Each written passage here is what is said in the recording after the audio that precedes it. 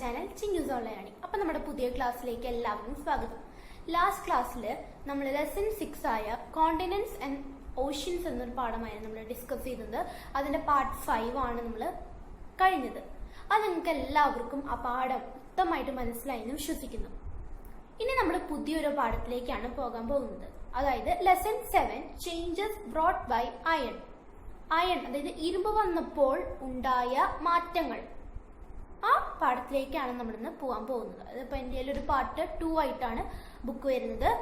എനിക്ക് നിങ്ങളുടെ ബുക്ക് എങ്ങനെയായിരിക്കും എന്ന് അറിയില്ല. നിങ്ങൾക്ക് PDF, നിങ്ങൾക്ക് ടെക്സ്റ്റ് ബുക്ക് ഇല്ലെങ്കിൽ നിങ്ങൾക്ക് അതിൻ്റെ PDF ഒക്കെ ഓൺലൈൻ നിങ്ങൾ സെർച്ച് ചെയ്ത് നിങ്ങൾക്ക് അവൈലബിൾ ആണ്. നിങ്ങൾക്ക് ടെക്സ്റ്റ് നോക്കണമെങ്കിൽ അത് ചെയ്യാം. ഓക്കെ, അപ്പോൾ ഇന്നത്തെ ക്ലാസ് നമ്മൾ തുടങ്ങാനാണ് പോകുന്നത്. ഇതിന്റെ പാർട്ട് 1 ആണ്. അപ്പോൾ നിങ്ങൾക്ക് ഈ വീഡിയോ ഇഷ്ടമായാൽ തീർച്ചയായും ലൈക്ക് ചെയ്യാനും ഷെയർ ചെയ്യാനും കമന്റ് ചെയ്യാനും ഒന്നിനും മറക്കരുത്. ഇതുവരെ നിങ്ങൾ സബ്സ്ക്രൈബ് ചെയ്തിട്ടില്ലെങ്കിൽ ഒന്ന് സബ്സ്ക്രൈബ് ചെയ്യുക. ഒപ്പം കൂടെ കാണുന്ന ബെല്ലൈക്കൺ ഓൾ എന്ന ഓപ്ഷൻ ക്ലിക്ക് ചെയ്യാനും മറക്കരുത്. അപ്പോൾ നമുക്ക് ഇന്നത്തെ ക്ലാസ്സിലേക്ക് പോവാം. അപ്പോൾ ടെക്സ്റ്റ് ബുക്കിൽ ആദ്യത്തെ പേജിൽ കൊടുത്തിരിക്കുന്നത് ഇന്ത്യയുടെ മാപ്പാണ് കൊടുത്തിരിക്കുന്നത്. എന്നിട്ട് അവിടെ ഒരു ചോദ്യം ചോദിച്ചിട്ടുണ്ട്, which are the rivers marked in the given map. മാപ്പിൽ മാർക്ക് ചെയ്തിരിക്കുന്ന റിവേഴ്സ് ഏതൊക്കെയാണ്? മാപ്പിൽ കുറെ റിവേഴ്സിന്റെ പേര് എഴുതി വെച്ചിട്ടുണ്ട്. ആ റിവേഴ്സ് ഏതൊക്കെയാണെന്നാണ് ചോദിക്കുന്നത്. First one is Indus. അതിന്റെ ട്രൈബ്യൂട്ടറീസ്, അതായത് അതിന്റെ ഭാഗങ്ങളാണ് ഇവിടെ കൊടുത്തിട്ടുണ്ട്. ജലം, രവി, ബീസ്, സട്ലജ്, ചേനം, നമ്മളിപ്പുറത്തെ സൈഡില് ഗംഗ. ഇതൊക്കെയാണ് ആ മാപ്പിൽ കൊടുത്തിട്ടുള്ള റിവേഴ്സ്. ആ മാപ്പിൽ പേര് എഴുതിയിട്ടുണ്ട്. അത് നമ്മൾ താഴേക്ക് കുറച്ച് പോയിന്റുകൾ കൊടുത്തിട്ടുണ്ട്. അവിടേക്ക് നമ്മളൊന്ന് എടുത്തെഴുതിയാൽ മാത്രം മതി. ഓക്കെ, അത് ഓൾറെഡി ആ മാപ്പിൽ തന്നെ ഉണ്ട്. ഇപ്പൊ നമുക്ക് അവിടെ നോക്കി എളുപ്പത്തിൽ എഴുതാനായിട്ട് സാധിക്കും. അടുത്ത പേജ് എടുക്കുമ്പോൾ when we turn the next page we can see a question at the beginning. Okay, the question is, which among them flow through the northwest region of India.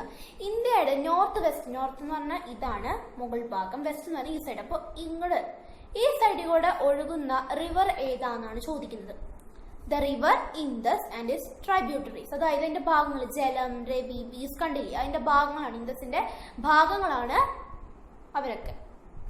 The Harappan civilization that we discussed earlier had flourished along this river basins. നമ്മൾ മുമ്പ് 2ാം പാഠം പഠിക്കുന്ന സമയത്ത് നിങ്ങൾക്ക് ഓർമ്മയുണ്ടോന്ന് അറിയില്ല, from stone to metal എന്ന പാഠം പഠിക്കുന്ന സമയത്ത് നമ്മൾ സിവിലൈസേഷനെ കുറിച്ച് പഠിച്ചു. അതിലൊന്നാണ് ഹാരപ്പൻ സിവിലൈസേഷൻ. കുറെ കാലം നീണ്ടു നിന്ന വലിയൊരു സിവിലൈസേഷൻ നമ്മൾ പഠിച്ചിട്ടുണ്ടായിരുന്നു. അതാണ് ഹാരപ്പൻ. ഈ ഓരോ സിവിലൈസേഷൻ എവിടെയാണ് ഫോം ആയിരിക്കുന്നത്? ഓരോ റിവർ ബേസിൻസിന്റെ അവിടെയാണ്. ഹാരപ്പൻ സിവിലൈസേഷൻ ഫ്ലറിഷ് ചെയ്തിരിക്കുന്നത് എവിടെയായിരുന്നു? ഇൻഡസ് റിവറിന്റെ അവിടെയാണ്. അപ്പോൾ ഈ ഇൻഡസിന്റെയും ട്രൈബ്യൂട്ടറീസിന്റെ അവിടെയാണ് ഹാരപ്പൻ സിവിലൈസേഷൻ എന്തായിരുന്നത്? ഫ്ലറിഷ് ചെയ്തത്. Around 3,500 years ago, a group of people, namely Aryans, migrated to this region. അതായത് 3,500 ഇയേഴ്സിന് മുമ്പ്, കൊല്ലങ്ങൾക്ക് മുമ്പ് ഒരു കൂട്ടം ആൾക്കാർ, ആ കൂട്ടം ആൾക്കാരുടെ പേരെന്താണ്? ആര്യൻസ്. ആര്യൻസ് എന്നാണ് അവരുടെ പേര്. അവരെന്ത് ചെയ്തു?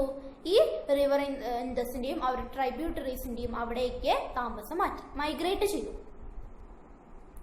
The Vedas provide us information about them.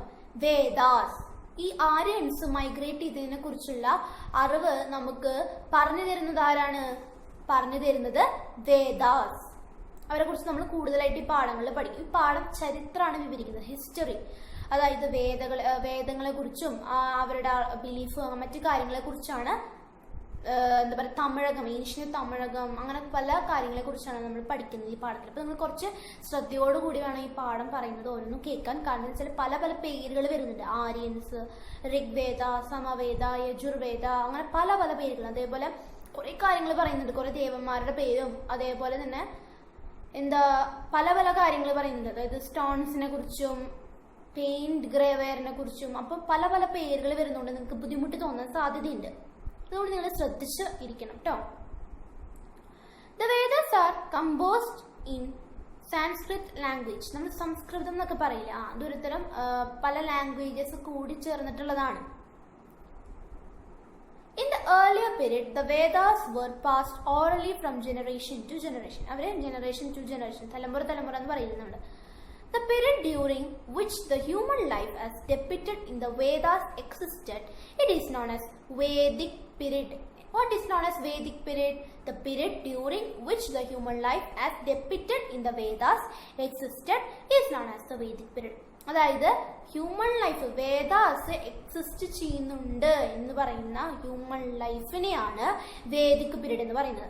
ഇനി അടുത്തത് ഒരു ഫ്ലോ ചാർട്ടാണ്. ആ ഫ്ലോ ചാർട്ട് എന്ന് പറഞ്ഞു കഴിഞ്ഞാല് വേദിക് പീരീഡ് രണ്ടായിട്ട് തിരിയുന്നുണ്ട്. ആ രണ്ടായിട്ട് തിരിയുന്ന പീരീഡുകൾ തന്നെ വീണ്ടും തിരിയുന്നുണ്ട്, ഡിവൈഡ് ചെയ്യുന്നുണ്ട് പല പല ഗ്രൂപ്പുകളായിട്ട്.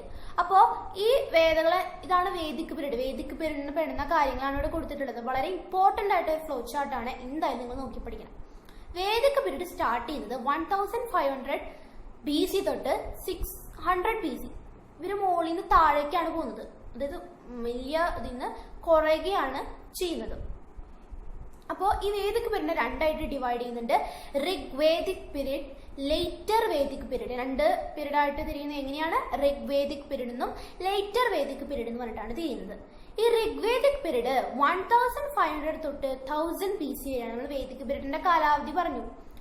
അപ്പോ വേദിക് പീരീഡ് തുടങ്ങിയത് ഇതിലായിരുന്നു, ഋഗ്വേദിക് പീരീഡിൽ നിന്നായിരുന്നു. അത് 1000 BC വരെയാണ്, ബിഫോർ ക്രൈസ്റ്റ് വരെയാണ് നീണ്ടുനിന്നത്. ആ ടൈം ആയപ്പോ വേറൊരു ആള് തുടങ്ങി. ആരാണ്? Later Vedic period. ഈ വേദിക് പീരീഡ് അവസാനിച്ചത് ഏതായിരുന്നു? 6000 BC. അതില് ലേറ്റർ വേദിക് പീരീഡ് അവസാനിച്ചു. ഇനി ഈ ഋഗ്വേദിക് പീരീഡ് ഡിവൈഡ് ചെയ്തിട്ട് ഒരു ഗ്രൂപ്പായിട്ട് തിരിയുന്നുണ്ട്. അതാണ് ഋഗ്വേദ. ലേറ്റർ വേദിക് പീരീഡ് 3 ഗ്രൂപ്പായിട്ട് ഡിവൈഡ് ചെയ്യുന്നുണ്ട്. സമവേദ, അഥർവവേദ, യജുർവേദ. ഓക്കെ, 3ആയിട്ട് തിരിയുന്നുണ്ട്. ഇനി നമുക്ക് ഈ ഫ്ലോ ചാർട്ട് വായിക്കുമ്പോൾ എന്തെല്ലാം കാര്യങ്ങളാണ് നമുക്ക് ഈ ഫ്ലോ ചാർട്ടിൽ നിന്ന് മനസ്സിലാവുന്നത്? അത് നമുക്ക് വളരെ എളുപ്പമായിട്ട് പറയാനായിട്ട് സാധിക്കും. അപ്പോൾ നമുക്കത് വായിക്കുമ്പോൾ എന്തെല്ലാം കാര്യങ്ങളാണ് മനസ്സിലാക്കാൻ സാധിക്കുന്നത്? എന്താണ് വേദിക് പീരീഡ് എന്ന് മനസ്സിലാക്കാൻ സാധിക്കുന്നത് അല്ലേ? The period between 1500 BC and 6000 BC is known as the Vedic period. പിന്നെ വേദകളിൽ വെച്ച് തന്നെ ഏറ്റവും ആദ്യത്തെ വേദ ഏതാണ്? ഋഗ്വേദ അല്ലേ? പിന്നെയോ the period of human life described in the Rigveda is known as the Rigvedic period. അതേപോലെ തന്നെ നമുക്ക് മറ്റുള്ളതും ലേറ്റർ വേദിക് പീരീഡിന്റെ എഴുതാം. The period between 1000 BC and 6000 BC is known as the later Vedic period. അതുപോലെ other Vedas in later Vedic period ഒക്കെയാണ് നമ്മൾ കൊടുത്തിട്ടുണ്ട്. സമവേദ, യജുർവേദ, അഥർവവേദ കൊടുത്തിട്ടുണ്ട് അല്ലെ? പിന്നെ എന്താ? The period of human life described in ഇതിലാണ് നമ്മൾ നേരത്തെ എഴുതിയ Samaveda, Yajurveda, Atharvaveda is known as later Vedic period. നമ്മൾ നേരത്തെ ഋഗ്വേദിക് പീരീഡ് എഴുതി. എന്താണ് ഋഗ്വേദിക് പീരീഡ് എന്ന് എഴുതി അല്ലെ? അതേപോലെ ഇതും നമുക്ക് എഴുതാനായിട്ട് സാധിക്കും. The period of human life described in the Samaveda, Atharvaveda, Yajurveda, this is known as later Vedic period. നമ്മൾ നേരത്തെ എഴുതിയാനൊന്ന് മാറ്റി എഴുതിയാൽ മതി. നേരത്തെ നമ്മൾ 3 സെന്റൻസ് നമ്മുടെ വേദിക് പീരീഡിനെ ബേസ് ചെയ്തിട്ടുള്ള ഋഗ്വേദിക് പീരീഡും അതുപോലെ ഋഗ്വേദനെ കുറിച്ച് എഴുതി. അതേപോലെ തന്നെയാണ് മറ്റ് ഗ്രൂപ്പിനും അതേപോലെ സെന്റൻസ്. അവിടെ ഇവിടെയും കുറച്ച് മാറ്റങ്ങൾ വരുത്താണ്ടെന്ന് മാത്രമേ ഉള്ളൂ കേട്ടോ. ഇനി അടുത്തത് കാറ്റിൽ ദ മെഷർ ഓഫ് വെൽത്ത്. പണ്ടത്തെ അതായത് ആ കാലത്തെ ആൾക്കാരുടെ ഒരു ഒക്യുപ്പേഷൻ എന്ന് പറഞ്ഞാൽ കാറ്റിൽ റെയറിംഗ് ആണ്, കന്നുകാലി വളർത്തലാണ്. അപ്പോ കന്നുകാലികളെ എന്താ പറയുക, നമ്മുടെ സോഷ്യൽ, അതായത് ഒരു ഹിസ്റ്റോറിയൻ, ഒരു ഫേമസ് ഹിസ്റ്റോറിയൻ ആര്യൻ സോഷ്യൽ ലൈഫിനെ കുറിച്ച് പറയുന്നുണ്ട്. ഋഗ്വേദിക് പീരീഡിലുള്ള ആര്യൻ സോഷ്യൽ ലൈഫിനെ കുറിച്ചുള്ള കാര്യം പറയുന്നുണ്ട്. Farmers prayed for the increase of കാറ്റിൽ. കൃഷിക്കാര് കാറ്റിൽസ്, അത് കന്നുകാലികളുടെ പോപ്പുലേഷൻ കൂടാനായിട്ട് പ്രാർത്ഥിക്കുന്നുണ്ട്, കാറ്റിൽ കൂടാനായിട്ട്. ദ വാരിയേഴ്സ് എക്സ്പെക്റ്റഡ് കാറ്റിൽ ആസ് ബോട്ടി. The sacrificial priest was rewarded with cattle for his service. അതായത് എന്തും ത്യജിക്കാൻ റെഡി ആയിട്ട് നിൽക്കുന്ന ഒരു പുരോഹിതൻ എന്താണ്, അവന്റെ നല്ല സർവീസിന് വേണ്ടി, നല്ല അവന്റെ പ്രവർത്തനങ്ങൾക്ക് വേണ്ടി അവൻ എന്ത് ചെയ്യുന്നുണ്ട്? നമ്മള് കാറ്റില് അവന് സമ്മാനമായി നൽകുന്നു. വാരിയേഴ്സ് നമുക്കറിയാം, യുദ്ധം അങ്ങനെയൊക്കെ ചെയ്യുന്ന, ഇങ്ങനെ ജയിക്കുന്ന ആള്, ചാമ്പ്യൻസ് ആണ്. യുദ്ധമൊക്കെ ചെയ്ത് ഭയങ്കര ജയിക്കുന്ന ആൾക്കാരാണ് വാരിയേഴ്സ് എന്നൊക്കെ പറയണം അല്ലെ? അവരെന്താണ്? കാറ്റിലിനെ ഒരു ബോട്ടിയായിട്ടാണ് അവരെ കരുതുന്നത്. ഓക്കെ, ഇനി ഞാനൊരു കാര്യം ചോദിക്കട്ടെ. ഇതിലൊക്കെ നമ്മുടെ വാരിയേഴ്സിനായാലും അതേപോലെ ഫാമേഴ്സ് ആയാലും അതേപോലെ പ്രീസ്റ്റ് ആയാലും അവർക്ക് കാറ്റിൽസ് ആണ് കൊടുക്കുന്നത്. എന്തുകൊണ്ടായിരിക്കാം അവര് ഈ കന്നുകാലികൾക്ക് കൂടുതലായിട്ടുള്ള ഇമ്പോർട്ടൻസ് കൊടുത്തത്? നമുക്ക് നോക്കാം. അപ്പുറത്തെ പേജിലാണ് അതിന്റെ ഉത്തരം വരുന്നത്. During the Rigvedic period cattle was considered to be the most important form of wealth. Rigvedic പീരീഡിന്റെ സമയത്ത് കൂടുതലായിട്ട് കാശ് സമ്പാദിക്കാൻ സാധിക്കുന്ന തൊഴില് കന്നുകാലി വളർത്തലാണ്, കാറ്റിൽ റിയറിംഗ് ആണെന്നാണ് അന്നത്തെ ആൾക്കാർ വിചാരിച്ചിരുന്നത്. ദ മെയിൻ ഒക്യുപ്പേഷൻ വാസ് കാറ്റിൽ റിയറിംഗ്. അന്നത്തെ കാലത്തെ എല്ലാ ആര്യൻസിന്റെ ആയാലും അവിടുത്തെ അതിൽ ഋഗ്വേദിക് പീരീഡിന്റെ സമയത്തുള്ള നമുക്കറിയാം 1500 BC തൊട്ട് 1000 BC വരെയാണ് അല്ലേ. അപ്പൊ ആ ടൈമിലുള്ള ആൾക്കാർ വിചാരിച്ചിരുന്നത് ഏറ്റവും കൂടുതൽ കാശ് തരിക ഈ കാറ്റലിനെ വളർത്തുമ്പോഴാണ്, കന്നുകാലികളെ വളർത്തുമ്പോഴാണ്. നമുക്കറിയാം പാലും മറ്റു കാര്യങ്ങൾക്ക് ഉപയോഗിക്കുന്നു അറിയാം. അപ്പൊ അവര് വളർത്തുമ്പോഴായിരിക്കും കൂടുതൽ കാശ് കിട്ടുക. അതുകൊണ്ട് എല്ലാവരുടെയും തൊഴിൽ കാറ്റൽ റിയറിംഗ് ആയിരുന്നു. People were also engaged in agriculture. എന്ന് വെച്ചിട്ട് ആൾക്കാർ കാറ്റൽ റിയറിംഗ് മാത്രമല്ല ചെയ്തിരുന്നത്, കൃഷിയും ചെയ്തിരുന്നു. ചെറിയ തോതിൽ കൃഷിയും ഉണ്ടായിരുന്നു. The main crop was barley. അവർ കൃഷി ചെയ്തതിൽ വെച്ച് ഏറ്റവും പ്രധാനപ്പെട്ട, അവർ കൃഷി ചെയ്ത് കൂടുതലായിട്ട് കൃഷി ചെയ്ത് അല്ലെങ്കിൽ ഏറ്റവും പ്രധാനപ്പെട്ട ക്രോപ്പ് എന്ന് പറയുന്നത് ബാർലിയാണ്. The groups of Aryans who reared cattle were known as tribes. What is tribes? The groups of Aryans who reared cattle were known as tribes. അതായത് ആര്യൻസ് ആരാ നമ്മൾ പഠിച്ചു അല്ലേ, പഠിച്ചിട്ടുണ്ടായിരുന്നു. ഇൻഡസിന്റെയും അവന്റെ ട്രിബ്യൂട്ടറീസിന്റെ അവിടേക്ക് മൈഗ്രേറ്റ് ചെയ്ത ആൾക്കാരാണ് ഒരു കൂട്ടം സംഘത്തിനാണ് ആര്യൻസ് എന്ന് പറയുന്നത്. ഈ ആര്യൻസ്, അതായത് ആര്യൻസിലെ കുറെ പേരുണ്ടാവുമല്ലോ, അവരിലെ ആരൊക്കെയാണോ കന്നുകാലികളെ വളർത്തുന്നത് അവരെയാണ് ട്രൈബ്സ് എന്ന് പറയുന്നത്. നമ്മൾ ആദിവാസി എന്നൊക്കെ പറയുമല്ലോ, അതേപോലെ. The chieftain of each tribe was known as Rajan. ഓരോ ട്രൈബിലും ഇത് ഗ്രൂപ്പ് ഓഫ് ആര്യൻസിൽ ആരൊക്കെയാണോ കാറ്റലിനെ വളർത്തുന്നത്, അതായത് കന്നുകാലികളെ വളർത്തുന്നത്, അവരെയാണ് നമ്മൾ എന്ത് പറയുന്നത്, ട്രൈബ് എന്ന് പറഞ്ഞിരിക്കുന്നത്. ഓരോ ട്രൈബിനും ഓരോ തലവൻ ഉണ്ടായിരിക്കും, പല പല ട്രൈബ് ഉണ്ടായിരിക്കും. ഇവിടെ ഇപ്പോൾ ആര്യൻസിൽ ഇങ്ങനെ ഒരു ട്രൈബ്, വേറെ ഗ്രൂപ്പിൽ വേറെ ട്രൈബ്സ് ഒക്കെ ഉണ്ടായിരിക്കും അല്ലേ. അപ്പൊ ഓരോ ട്രൈബിനും ഒരു നേതാവ് ഉണ്ടായിരിക്കും, ലീഡർ, അവരുടെ കാര്യങ്ങൾ നോക്കാനായിട്ട്. ആ ലീഡറിനെ പറയുന്ന പേരാണ് Rajan. Okay. The tribes found each other for the possession of കാറ്റിൽ. കാറ്റിൽ ഭയങ്കര കാശ് കൂടുതൽ കിട്ടുന്ന ഒരു സംഭവമായിട്ടാണ് അവർ കരുതിയിരുന്നത് അല്ലേ. അപ്പൊ കാറ്റിൽ കിട്ടാൻ വേണ്ടി ഈ ട്രൈബുകളിൽ തമ്മിൽ ആൾക്കാർ തമ്മിൽ വഴക്ക് കൂടുമായിരുന്നു.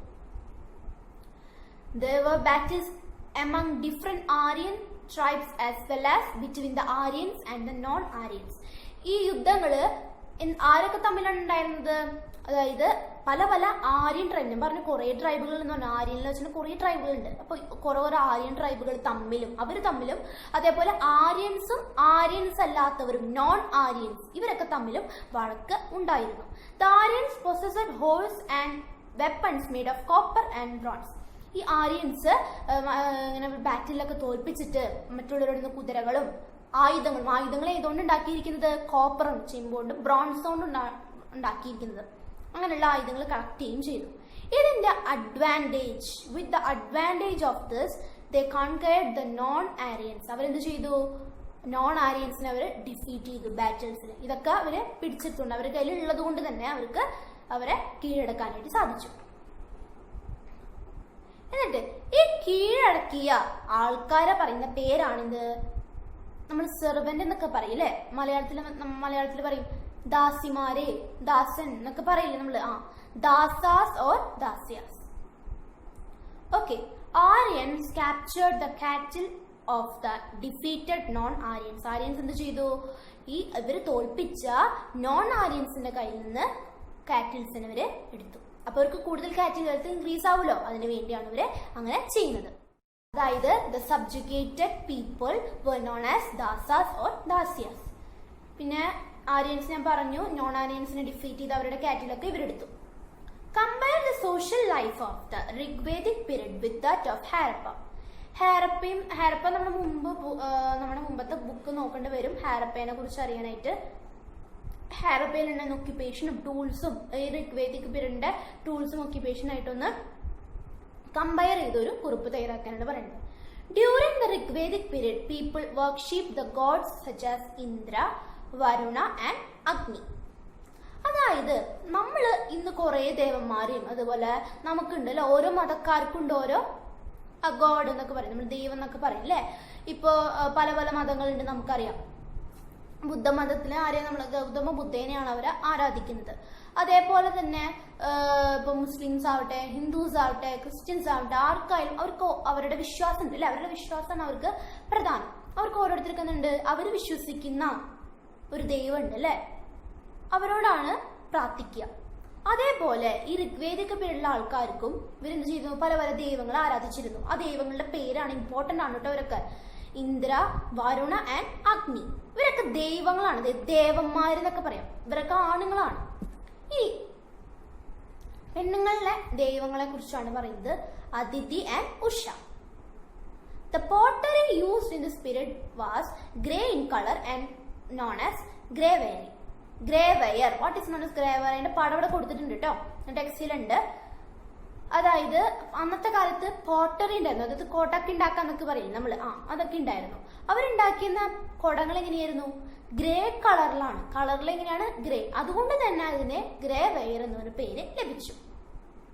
അപ്പൊ ഇതിപ്പോ കുറെ കാര്യങ്ങളായില്ലേ, ഇതെല്ലാം കൂടി നിങ്ങൾക്ക് തലയിൽ കയറ്റാൻ ഭയങ്കര ബുദ്ധിമുട്ടായിരിക്കും. കാരണം എന്താ, പല പല പേരുകൾ പഠിക്കുന്നതുകൊണ്ട് ബുദ്ധിമുട്ടായിരിക്കും, എനിക്ക് നല്ലോണം അറിയാം. അതേപോലെ ഇനിയുള്ള ഭാഗങ്ങളും വളരെ ബുദ്ധിമുട്ട് തന്നെയായിരിക്കും. എന്ന് വെച്ചാൽ നിങ്ങൾ മനസ്സിലാക്കി പഠിച്ചാൽ കിട്ടുന്നുണ്ടോ, കുറെ പേരുകളുണ്ട്, എല്ലാം ഒറ്റയടിക്ക് നിങ്ങൾക്ക് എടുക്കുകയാണെങ്കിൽ നിങ്ങൾക്ക് കുറച്ച് ബുദ്ധിമുട്ടായിരിക്കും പഠിച്ചെടുക്കാനായിട്ട്. അതുകൊണ്ട് ഞാൻ പാട്ടായിട്ടാണ് ഇടുന്നത്. അപ്പൊ നിങ്ങൾക്ക് വളരെ എളുപ്പമായിരിക്കും. ഇവിടെ വരെ നിങ്ങൾ ക്ലാസ് എടുത്ത് ഇത് കണ്ട് പഠിക്കുമ്പോൾ നിങ്ങൾക്ക് ഇതുവരെ നല്ലോണം മനസ്സിലാക്കാം. അത് മനസ്സിലായില്ലെങ്കിൽ വീണ്ടും വീണ്ടും കണ്ട് ഇത് മനസ്സിലാക്കി എടുക്കാനായിട്ട് സാധിക്കും. എന്നിട്ട് ഇത് നല്ലോണം പഠിച്ച് കഴിഞ്ഞാൽ അടുത്ത വീഡിയോ ഇടുമ്പോൾ അത് കാണുമ്പോൾ നിങ്ങൾക്ക് വളരെ എളുപ്പത്തിൽ പഠിക്കാനായിട്ട് സാധിക്കും. അപ്പൊ നിങ്ങൾ മനസ്സിലാക്കിയിട്ട് വേണം പഠിക്കാൻ. ആ ഫ്ലോ ചാർട്ട്, അതേപോലെ ഇതിൽ കുറെ ദൈവന്മാരുടെ പേരും, ആര്യൻസ് എന്താ, നോൺ ആര്യൻസ് ആരാ, അതൊക്കെ നല്ലോണം നിങ്ങൾ ശ്രദ്ധിക്കണം. ട്രൈബ് എന്താണ്, രാജൻ എന്താണ്, അവരുടെ ജോലി എന്തായിരുന്നു എന്നുള്ള കാര്യങ്ങളൊക്കെ വളരെ കൂടുതലായിട്ട് ശ്രദ്ധിക്കാം. ഓക്കെ, അപ്പൊ നിങ്ങൾക്ക് ഇവിടെ വരെ എടുത്ത ഭാഗങ്ങൾ മനസ്സിലായെന്ന് വിചാരിക്കുന്നു. ഈ വീഡിയോ നിങ്ങൾക്ക് ഇഷ്ടമായാൽ തീർച്ചയായും ലൈക്ക് ചെയ്യാനും ഷെയർ ചെയ്യാനും കമന്റ് ചെയ്യാനും ഒന്നിനും മറക്കരുത്. ഇതുവരെ നിങ്ങൾ സബ്സ്ക്രൈബ് ചെയ്തില്ലെങ്കിൽ ഒന്ന് സബ്സ്ക്രൈബ് ചെയ്യുക. ഒപ്പം കൂടെ കാണുന്ന ബെല്ലൈക്കൺ ഓൾ എന്ന ഓപ്ഷൻ ക്ലിക്ക് ചെയ്യാനും മറക്കരുത്. അപ്പൊ നമുക്ക് ഇതിന്റെ പാർട്ട് 2 ആയിട്ട് അടുത്ത ക്ലാസ്സിൽ വീണ്ടും വരാം.